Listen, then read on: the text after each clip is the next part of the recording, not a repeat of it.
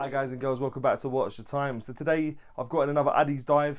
This will be the second of the three that I got at the same time from AliExpress. If that makes sense. So this is the Addiesdive tuner. Again, this watch featured on my 11/11 sale video. A couple of reasons why I wanted to get it in. So one, I just wanted to have a look at another tuner to help me make an informed decision as to whether what I feel about tuners in terms of, because the case is a bit like Marmite, and it's either you're going to like it or you're not. And I wasn't sure just after seeing one. I've definitely come to my conclusion now in terms of what I think about it, and I'll talk about that later in the video. I would say not for everybody, but they are nice. I'm not gonna slander them. There's definitely a market of people, a niche amount of people that will like them because they're different, they're cool, they're quirky. But yeah, I'm not gonna say what I think is just yet. And secondly, which you'll see in the not too distant future, I will be letting this watch go head to head with Pagani Design. Probably 12 rounds to see who comes out on top. But yeah, I think that's going to be a decent little head to head. Very similar price, similar spec, but the subtle details, we're going to see who comes out on top. But thank you for tuning back in. I do appreciate all your support. And without further ado, let's get the camera turned around and get on with it. Hi guys and girls, so this is the watch. As promised, it's the Addiesdive tuner or tuner homage. I picked this up for a couple of reasons. One, I just wanted to have a look at it, and two, I will be doing a comparison with this and the Pagani Design. Let me know what if there's any categories in particular you'd like me to include. Otherwise, I'll just throw something together and crack on. But yeah, this is the watch. As you've probably seen these boxes numerous times now. You get them on old San Martins. They have changed their packaging. Chronos watches, Steel Dive, Addiesdive. And yeah, this is the watch. I did opt for the green one. Obviously, I went for the black one with the Pagani. This is the stuff underneath. I put there just so it doesn't scratch the watch in any way. I've taken out 5 links, as you probably can make out. It gives you a tool just to help you sort of adjust that. Warranty card unsigned. User manual. I don't read that. Hang tang again in the protective film that the watch came in. And then it comes with obviously the foam elements inside just to keep it safe during transit. But let's look at the watch now, guys. And there she is. Yeah, pretty watch. Looks nice. Not perfect, but yeah. These watches, I'm going to say, I'll be honest, I think these sort of tuner style watches are definitely like Marmite. They're not going to be for everybody. I'll let you know if they're for me at the end. But yeah, I can see the appeal, but I can also see why you wouldn't like it. So yeah, so the model number for this is the MY-H5. Inside, it's running a Seiko NH35 movement. You won't be able to see it, unfortunately, given this fact it's not an exhibition case back. But that being said, let me wipe the back of it. What am I doing? Sorry, guys, I do apologise. Got a bit of wrist cheese on there. But yeah, that's the case back. Not looking too bad at all. Quite similar to Steel Dive. Bit of plagiarism at play, I think. But yeah, Seiko NH35 movement. Everything you can see, aside from the bezel insert, which is ceramic, is stainless steel. So that's the bezel, the case, which is like a case inside a shroud, crown, case back. It doesn't have real proper end links. It just sort of flat end links integrated to the case. Nice engineered bracelet, all brushed with polishing on the sides, and press clasp. Yeah, not ideal really, but you get what you get. So yeah, that's the elements of stainless steel throughout. The case thickness of this watch, which is probably what you can anticipate, it's quite thick. It's 14.7 millimeters. The case diameter, when you go from, I'll go from the 9 to the 3, given the fact the crown isn't there, is 47.4. And when you go from here, taking into consideration the crown, it's 50.1 millimeters. The lug width is 22 millimeters, and the lug to lug, tip to tip, is 44.6 millimeters, because it's underneath, but it does sort of overhang, given the fact that the lug sort of tuck into under the case. So we're at the case is 46.3, so almost symmetrical really, given the dimensions of the case itself. The bezel type, as I've already said a moment ago, ceramic. It's not the easiest to grab hold of, I'm not going to lie, but let you listen.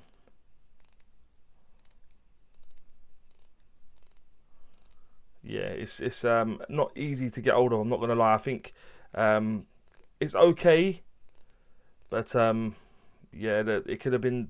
I think the bezel needs to be a bit thicker, or the shroud's a little bit lower, because it does make it a little bit tricky to grab hold of. As you can see, look at my fingers. I'm having to give it a fair old bit of grip to get that turn. So yeah, that's the bezel, ceramic, loomed. You'll see that when we do the loom shot in a few moments.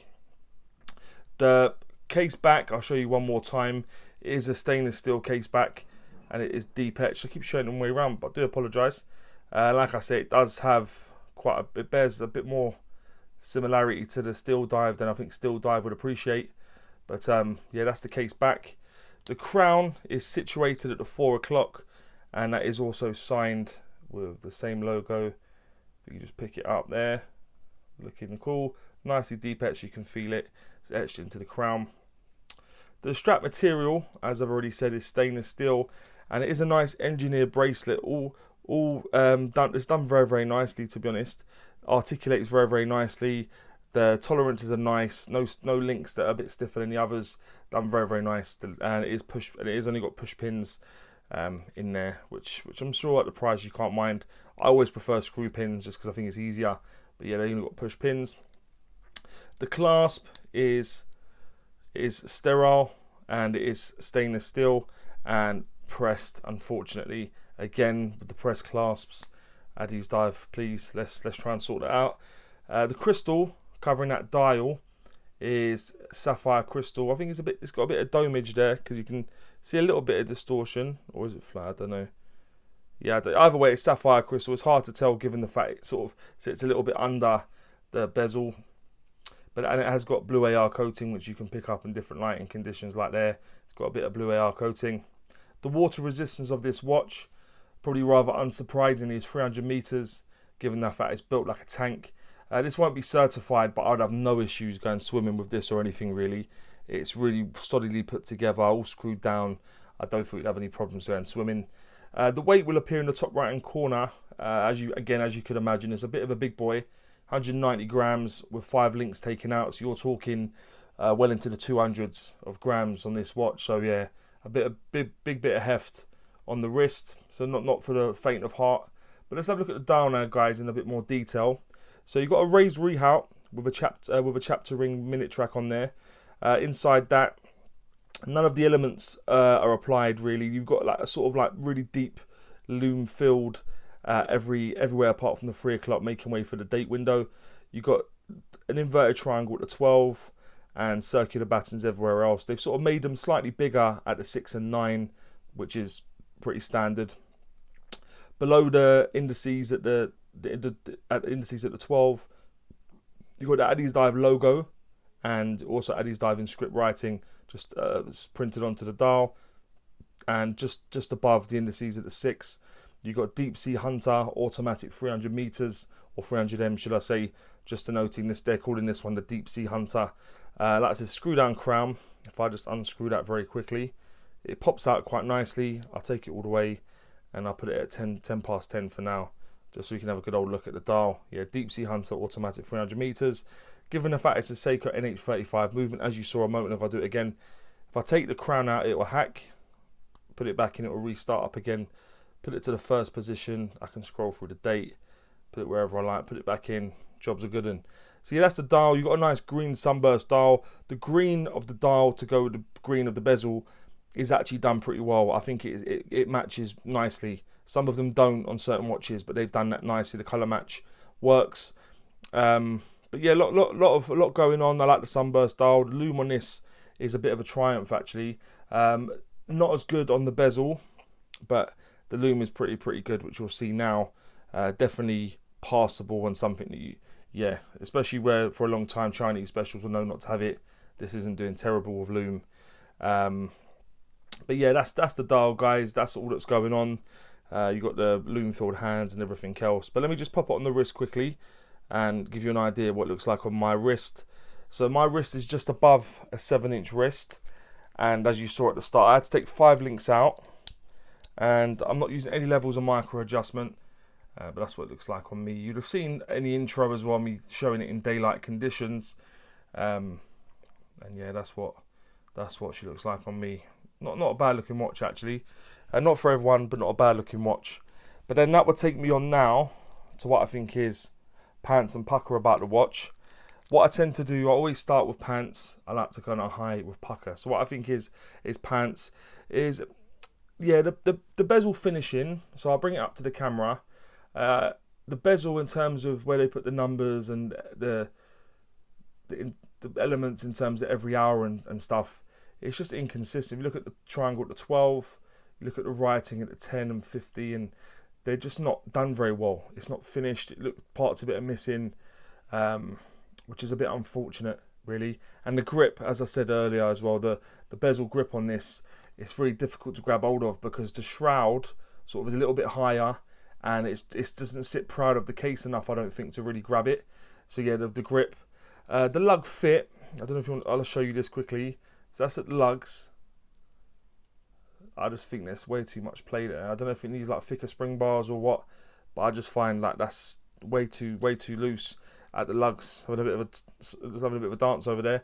And again, the press clasp. I know these watches are not massively expensive, but I just can't see why you'd put a press clasp on this watch. If someone wants a tuner style watch and they buy this, they'll probably be quite happy, to be honest, but the press clasp is going to be a massive letdown.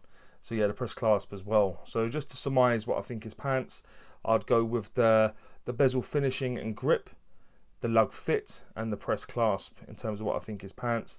What I think is pukka, yeah, the Sapphire crystal. I do like the Sapphire crystal. The movement, the Seiko NH35 movement, NH35, NH36, NH38, I love them. The loom, as I said, the loom's pretty cool on this watch. The bezel alignment, as much as there's a couple of problems with the bezel, the alignment is bang on. It is 120 click, there's no bounce, no back play, but the bezel alignment's fantastic. The signed elements, in terms of the deep etching on the back and on the crown, I think are done very well. They've done it to a very good standard.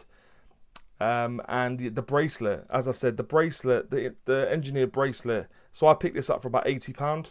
And you're getting a lot for your money, to be honest. And that engineered bracelet is pretty cool. It'd be nice if it tapered, but I know to have an engineered tapered bracelet is not easy.